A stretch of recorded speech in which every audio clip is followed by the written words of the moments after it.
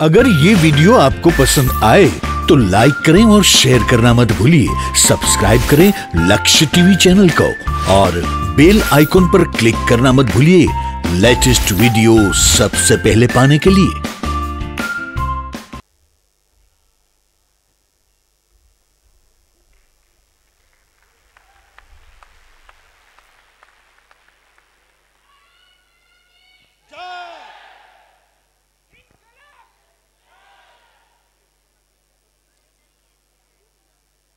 समस्त सूरत वासियों को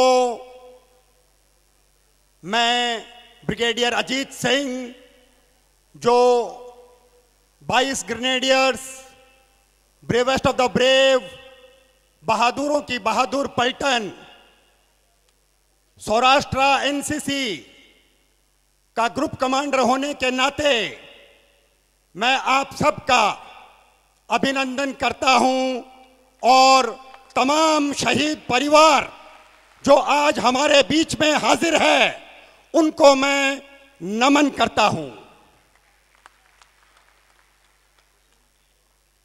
मैं आप लोगों के सामने अपनी मन की बात, अपने दिल की बात मैं बताना चाहता हूं। मुझे गुजरात के अंदर 2 साल हो गए हैं और मैं आपसे शेयर करना चाहता हूं कि जो देशभक्ति का जज्बा, देश को एक रखने का जज्बा, इसकी अखंडता को बरकरार रखने का जज्बा और जुनून मैंने गुजरात, सौराष्ट्र के अंदर देखा है, वो मैंने कहीं और नहीं देखा। ये मेरा पर्सनल एक्सपीरियंस है। मैंने पूरे सौराष्ट्र के अंदर विचरण किया है और लोगों की मैंने बातें सुनी है और उसको मैं आज आपके सामने बता रहा हूं कि गुजरात के लोग कुछ अलग है।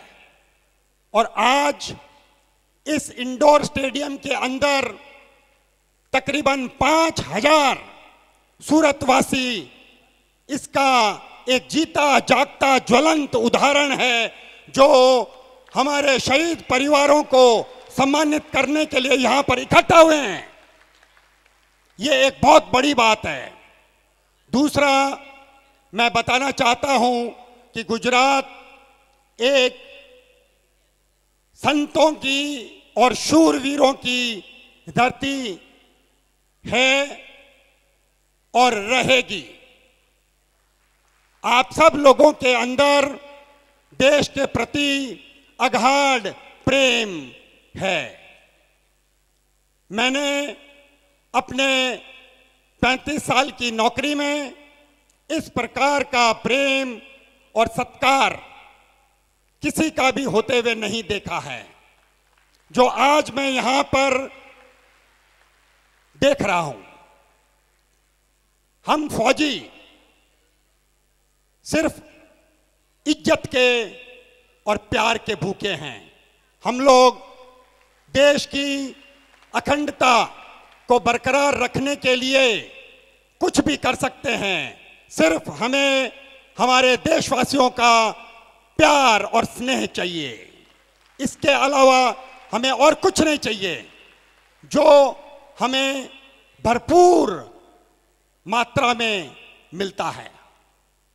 आज मैं आपके साथ में शेयर करना चाहता हूं, जैसा कि जनरल राज मेहता साहब ने बताया कि उनका परिवार, पूरा का पूरा परिवार, वो देश की सेवा में, भारतीय सेना के अंदर उन्होंने अपना पूरा परिवार दे रखा है। उसी प्रकार से हमारे बीच हाजिर मेजर जनरल सुभाष शरण, उन्होंने भी तकरीबन 37 साल की नौकरी अर्जित की है और उनका बेटा भी आज फौज के अंदर एक कमीशन्ड ऑफिसर की नौकरी कर रहा है। तमाम लोग जो इस मंच के ऊपर हाजिर हैं, उन्होंने अपने प्राणों की न्योछावर होने का एक शपथ लिया है और वो हमेशा उस पल का इंतजार करते हैं। आपके सामने मेरे बाईं तरफ विराजमान है राजस्थान के झुंझुनू गांव से, धनूरी नाम के एक छोटे से मुसलमान गांव से आई हैं सायरा बानो, जो कि शहीद ताज मोहम्मद की धर्म पत्नी हैं। उनकी उम्र आज की तारीख में 102 साल है। और जब मैंने जयसुख भाई साहब से मैंने बात किया, उनका आमंत्रण आया कि परमवीर सहाय ट्रस्ट शहीदों को सम्मानित करना चाहता है, और जब मेरे आग्रह करने के ऊपर कि शहीद ताज मोहम्मद की धर्मपत्नी सायरा बानो को आप आमंत्रित करें, आप अपने लोगों से इसके बारे में पूछताछ करें, तो जयसुख भाई ने बोला कि साहब आप उनको लेकर के आइए, और ये हमारे लिए एक बहुत सौभाग्य की बात होगी। मैं आपको इनके बारे में बताना चाहता हूं कि इनके पति सिपाही Taj Mohammad 2nd battalion of the Jat regiment के अंदर कार्यरत थे। इनकी शादी बचपन में, जब शायद ये 2-4 साल की होंगी, तो उस समय इनकी शादी हो गई। और गौना जो पहली मुलाकात होती है बड़े होने के बाद, वो कार्रवाई हुई। इन्होंने शायद अपने पति के साथ सिर्फ 2 दिन बिताए होंगे कि उनका बुलावा आजादी से पहले जो वर्ल्ड वॉर 2 विश्व युद्ध 2nd हुआ, उसके अंदर इनके पति को लड़ाई लड़ने के खातिर बुलाया गया, और वो वहां से वापस कभी नहीं लौटे।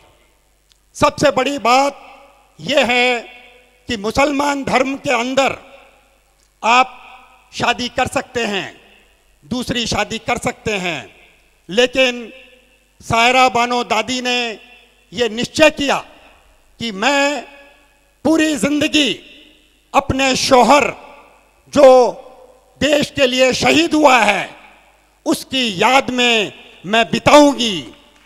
और आज वो आप सब लोगों के सामने मेरे बाईं तरफ यहां पर हाजिर है।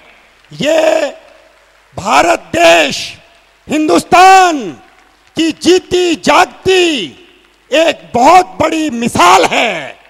शहीद और शहीद की पत्नी को कोई भी खरीद नहीं सकता, कोई भी उसको लालच नहीं दे सकता, लेकिन शहीद की पत्नी, शहीद का परिवार सिर्फ इज्जत के लिए और हिंदुस्तान के लोगों को एक ज्वाला, उनके अंदर एक शक्ति का संचार करने के लिए वो जीते हैं, और वो लोगों के सामने सिर्फ इसीलिए हाजिर होते हैं कि वो आपको बताए कि अगर इस देश के ऊपर किसी ने भी गलत नजर से देखा तो आदमी ही नहीं, सिर्फ महिलाएं, शहीदों की पत्नियां उस दुश्मन की आंखें बाहर निकाल सकती है।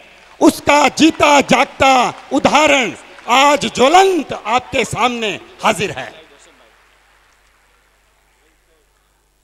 जनरल राज मेहता साहब ने आपको बताया कि हमारी महिलाओं के अंदर कितनी ताकत है, बेशुमार ताकत है, और ये चीज हम लोगों को लड़ने के लिए बाध्य करती है।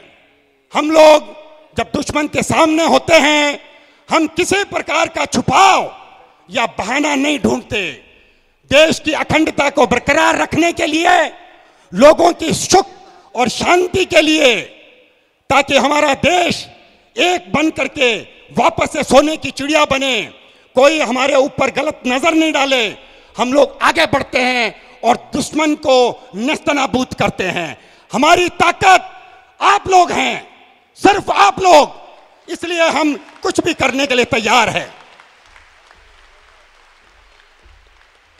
मैं जयसुख भाई साहब का, उनके परमवीर सहाय ट्रस्ट का मैं इतना ज्यादा शुक्रगुजार हूं, धन्यवाद देना चाहता हूं मैं कि उन्होंने सूरत वासियों को इस इंडोर स्टेडियम के अंदर यहां पर इकट्ठा किया और आप लोगों की जो देशभक्ति, निस्वार्थ सेवा और दान देने की जो भावना है, उसका कोई तुलना नहीं है।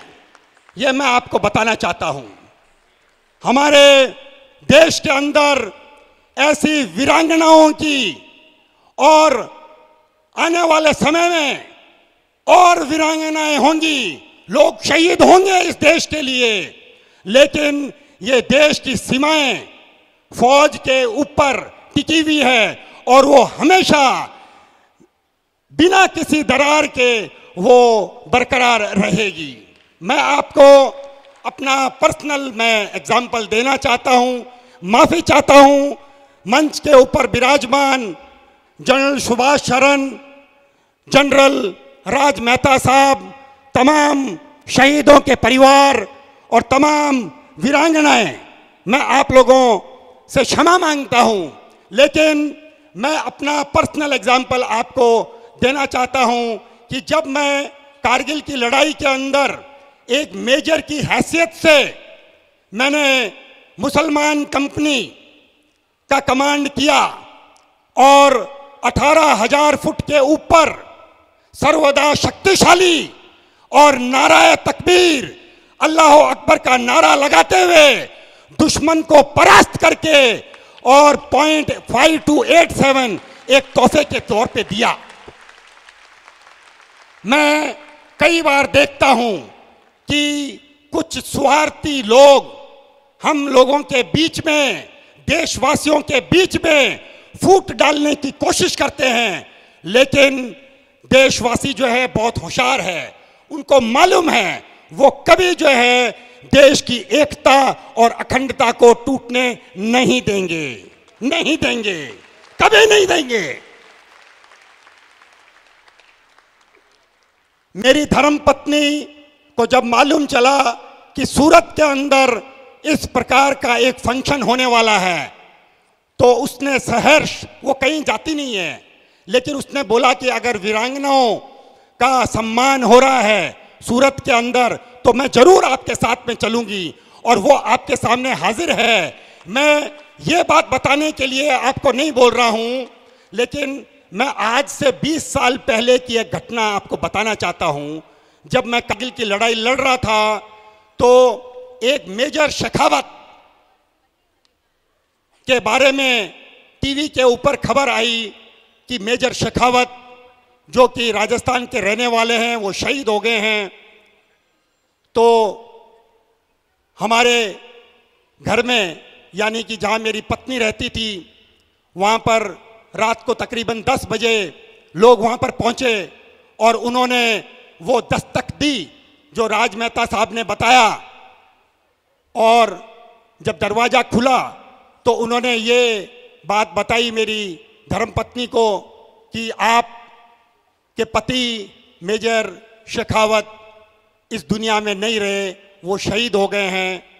तो मेरी वाइफ ने, जो आपके सामने मंच के ऊपर विराजमान है, उसने उन लोगों को बोला मेरा पति शहीद नहीं हो सकता, कभी नहीं हो सकता, और मेरा पति जो है वो मेजर अजीत सिंह है। वैसे मैं शेखावत हूं, लेकिन मेरा नाम फौज के अंदर मेजर अजीत सिंह है। तो उसने ये स्वीकार करने से मना कर दिया।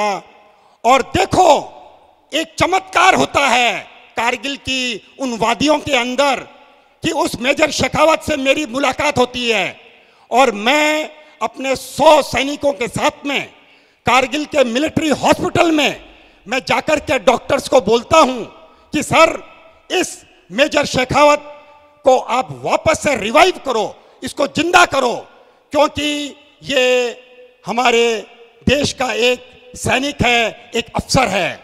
और डॉक्टरों की मदद से उस शहीद मेजर शेखावत को उसके अंदर वापस से प्राण फूंके गए और वो जीवित हो गया।